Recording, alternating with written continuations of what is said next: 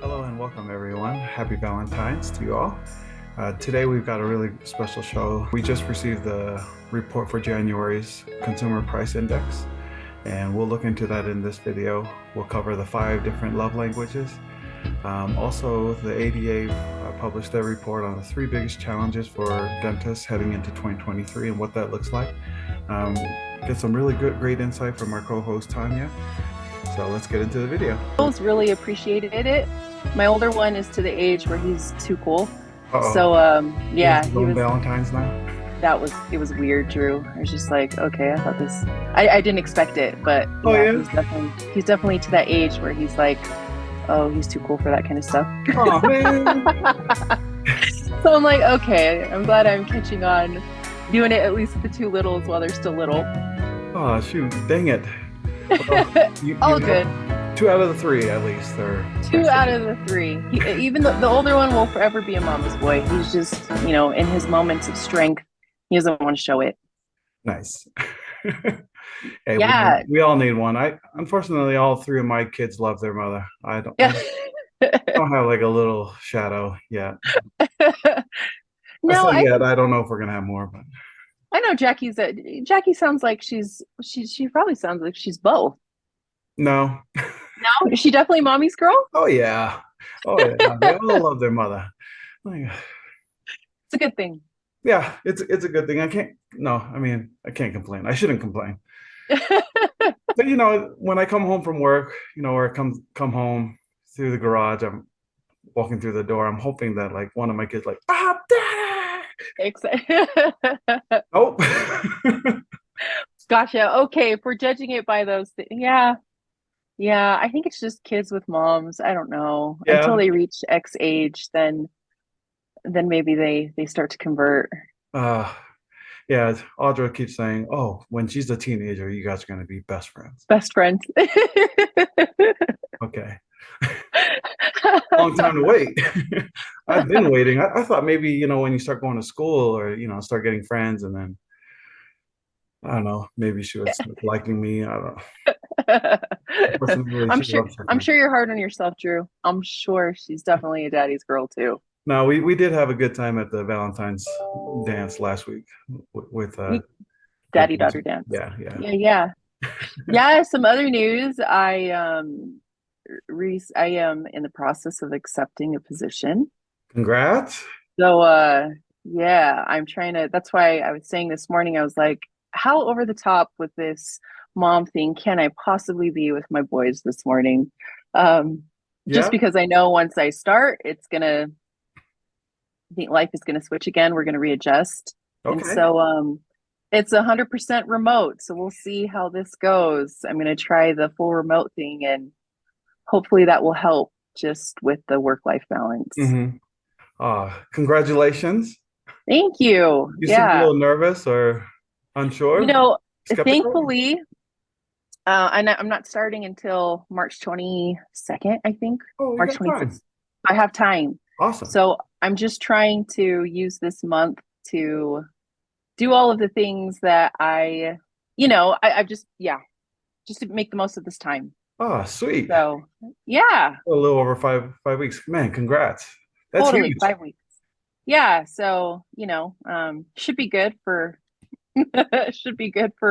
podcast, for family, for next step, for growth, right? All the growth things. Is good. We'll enjoy and appreciate you while we have you, or as long as this goes. Maybe kind of reminds me, we haven't done the jingle when we're supposed to do the jingle. Oh yeah, go for it, Drew. So welcome to another episode of the Healthy Practice, Healthy Patients podcast, where we focus on the health of your practice so you can focus on the health of your patients. Here we keep you updated on current events in the marketplace. I'm Drew. And I'm Tanya.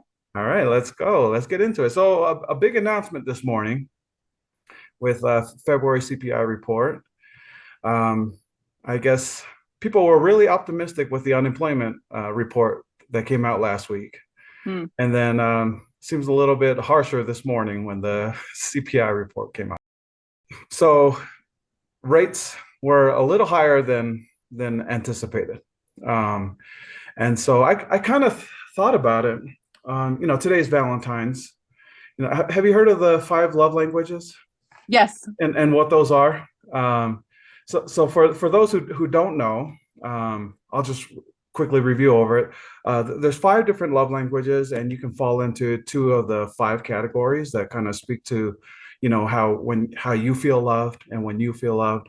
And those five categories are words of affirmation, acts of service, gifts, quality time, and physical touch. I guess mine would be uh, what is it? Words of affirmation and physical touch. Hmm. For my wife, it would be gifts and quality time. Hmm. Anyways, well, could we ask what yours are?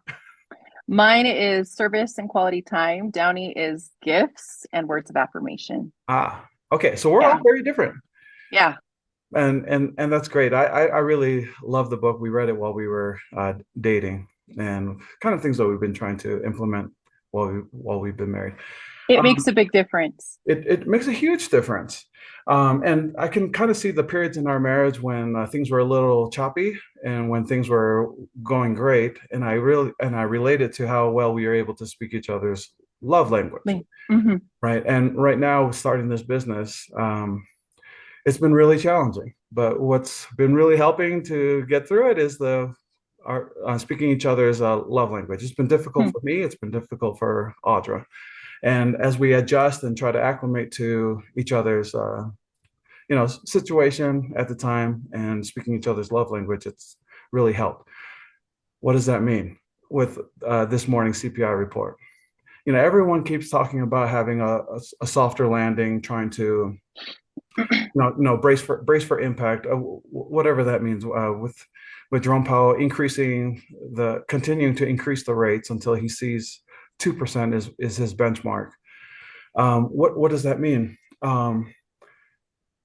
Just this month, they've changed the calculation or the equation, the formula for how they calculate the CPI. And what they've done is they've decreased the variable for the resale of used cars and increased it for real estate. And the cynic in me is trying to understand, like, why would you change it? And I guess historically they change it every 2 years or so, and adapting it to the times. But for this month, I was thinking, man, never in our history have we been in this type of a climate where we're just coming out of a pandemic, shutting down our economy, trying to get out of it. We've printed so much money. We've seen and we're seeing interest rates go up. Unemployment rate, yes, it's going down, and more jobs are being made available. Why at this time would you change the calculation? And so the cynic in me is like, no, this is not true. This is, Hmm. why are you changing it? And I did a little bit more research into it, and the value of used cars has gone up. And in that way, it could be suppressing the impact of the interest rates or the increase in consumer price index. And I I still need to do more research into it, but I just think, man, how can we contextualize what's going on in the marketplace, what's going on with the Fed, where do they see us going, and how can we really make sense of all this turmoil, right? How can we change? I feel like they are trying to change the love language of, Hmm. of what's impacting the economy, and so perhaps the numbers that we are seeing, you know, if we were to use the same formula for last month, going into today's report, it would be different. But how different? I think that there's a little bit of manufacturing going on Hmm. in the market. Manufactured optimism. That's kind of what you're thinking. Ah, that might be actually, yes, that's right. Manufactured optimism. Seems to be a lot of that going on lately. I think it's everything the info says, like we've mentioned, I feel like I sound like a broken record. Like we know that there are ebbs and flows in the economy. We know there will be pullbacks and we know that there will be growth. We know that we've been in an overextended period of growth. we know we can't time when things do kind of take that dip, right? Mhm. Um, but I do think it's so hard. I remember kind of being in a meeting um, with a person who was very well versed in market, who did a lot of due diligence on investment theory and kind of the investments that they would look to purchase. And it was almost like he was trying so hard not to say we'll be in a recession soon, because we can't ever say, we can't know for certainty when things happen. Um, and so he tried so hard to just dance around the topic until finally he was just like, we will be in a recession. And when we are in a recession, once we recover, we'll go back into this period of growth. And it just sounded so scientific. Yeah. Um, right. It sounded just kind of like what as a planner we're and I mean, we're not experts in economics, but have to be somewhat aware of just marketplace and where things are and where things are looking to head, economic forecasts, just for the sake of educating clients and being aware of what's going on. I think what you're saying, Drew, is kind of just exactly what a lot of people feel, is just this uncertainty of knowing how to read the times, but being able to rely on the data, right, of how we know these cycles happen and what happens during these cycles, and the kind of what we've talked about, how to best prepare for when these times do come. Hey, so buddy, you read on the economic data. Me knowing just kind of that seems to be always where we're reading in the news, because they're always coming out with new data. I was actually looking on the ADA page, Oh, sweet. just out of curiosity to see what updates there were for dentists as business owners. And I think it relates exactly to what you're reading in the marketplace. Kind of touch base a little bit on what we talked about last week as well. There's a really interesting article about the top three challenges that dental practices are facing in 2023. Interesting enough, yes, we see inflation and overhead as like raising costs as one of the top challenges. But the biggest challenge is staffing and turnover, retaining talent, attracting talent. Isn't that crazy? Yeah. Um, And we saw that great mass exodus last week. Yeah, right. And so just kind of how it all pertains to what you're reading in the data as they are forecasting different things and coming out with new publications. There's another interesting article on credit card fees affecting bottom line for dentists in their business. And just talking about how because of everything happening in the economy ever since 2020, once the economy shut down, consumers were not readily paying with cash. And so debit cards, credit cards enter the picture. And so we see a lot of consumer spending with credit cards and debit cards, but how that actually translates into dentist practice, right? Also thinking about what you're talking about as we're seeing what the data means, but as we're seeing how that plays out into the economy with consumers um, not really having a lot of cash, paying more interest rates in their credit cards and using more credit cards, I think, too, what that Mhm. means for dentists, right? As their consumers, as their patients are possibly paying with a credit card. I paid with a credit line. I have a credit line on my card, and that's what I use. And just kind of made me think about, how every little bit adds up to these dentists and their practice. Um, Right. so really interesting, kind of, I think, the way that it coincides with what you're reading and what you're feeling, even Mhm. as a consumer, because I think that the data doesn't lie in what data shows right now is kind of falling in line with what we've talked about and with kind of what you're saying as well this morning. Oh, that's interesting. One of the indicators for the health of a practice is a net free cash flow, and that's the money at the end of the month that expendable money that a business owner is able to take, and whether they want to reinvest it back into the practice, increase their take-home pay, or just to sit on it, and leave it in their savings account. That's one of the indicators. And as the interest rates increase, that's taking away from the net free cash Mhm. flow that a business owner has available, and depending on what they want to do with that extra money.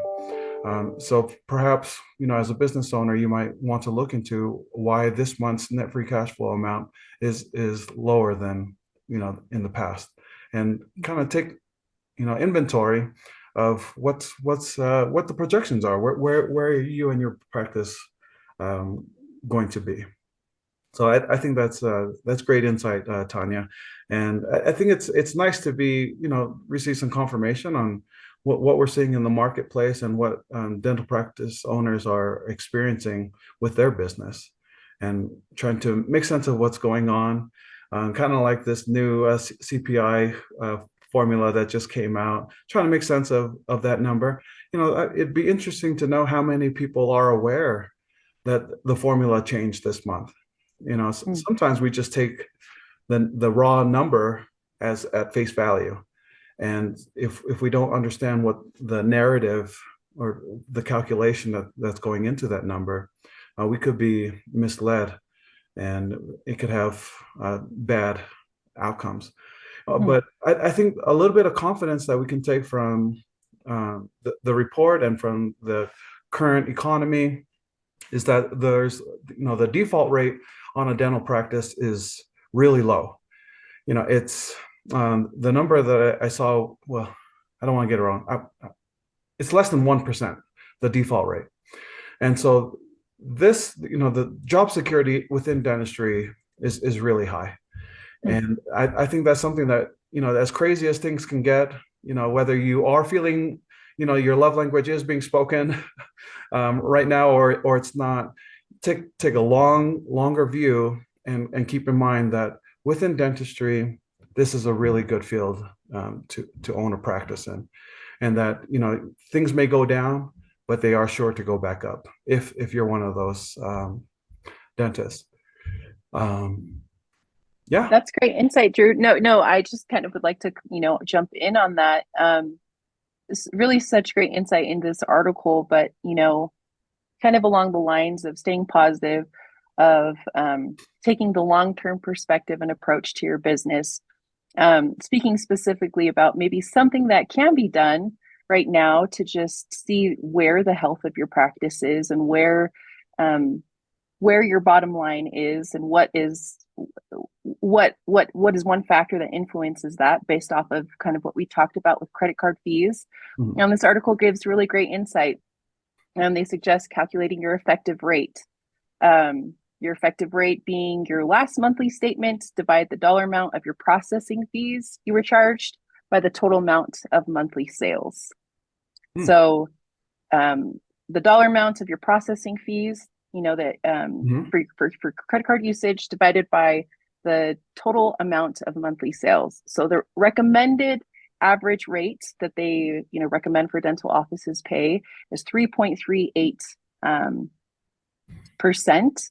That sounds And about right. so just some good metrics, some good insight as to maybe how to start defending yourself. um, Starting first by just gaining perspective as to where you are right now as a business owner. As we're talking about everything you're talking about in the marketplace that's happening, things that they can tangibly start to do right now just to gauge where things are, in hopes that they're taking that long-term approach to staying positive, staying grounded, and positioning themselves strategically. Um, Nice. I guess as you're bringing that up, I oftentimes think of, your patient panel as what's the payer mix, and what is the makeup of your payer mix with your patients. hmm, Whether they're out of a PPO, out of pocket, or if they're come out of a CMS, publicly funded. But what you're saying is it it's whether they're paying with credit cards, with cash, or with a check, trying to take inventory, take account for what that pie looks like, and make sure that you're within line. You're saying 3.38% for the credit card interest. Is that what you're saying? for Or, the or so the if the service fee? Yes, Yeah. service fee. of those patients that are paying with the credit card. Yeah. And typically what we would budget is 3.5%. So that Mm, leaves a buffer of 0.12%. that's awesome. Yeah. Right. And so that gives you a little bit of a buffer and a little bit of savings if you budget out for 3.5%, and then perhaps you might feel like you're paying yourself Mm. off of those credit card fees, depending on how you set it up. Yeah. That's awesome insight, Drew. I think it's great just to kind of see. I thought it was cool to see kind of the tangible side of everything we're reading in the marketplace. We're seeing how these trends are, trickling down into dental practices. And then just some things that possibly could help just to, like what you're saying and what you actually do in your consulting business to just gauge the health of their practice Hmm. and see if are things that they need to, could take that they can improve upon. Sweet. Yeah. So, Well, there's always room to improve. yeah, And yeah, so great. I think it's awesome that the CPI report came out this morning. Perhaps we'll have a few more days to digest it and really look into it and have follow up on Friday. At least that's what I will do, that sounds good. because it's really interesting to me. Do you have plans for Valentine's for the rest of the day? Not really, not anything exciting. Okay. So more funeral stuff. I know we talked about that last week, Yeah. but no, Oh, shoot. family stuff, family Shoot. stuff. Oh, dang. Well, my thoughts to you and your family. Yeah, that's hard. That's hard. Um, Yeah, go celebrate, Drew. Go spoil Audra. I know. I went to the gym this morning. I only did cardio, but Audra's time is usually around the middle of the day that she goes to the gym. So I'm going to surprise her and go with her Oh, because I nice saved my weightlifting for for her. to go and do it True with her. love. True So, love is saving your weightlifting. like I said, her love language is quality time, and Definitely. so we're gonna try and do that.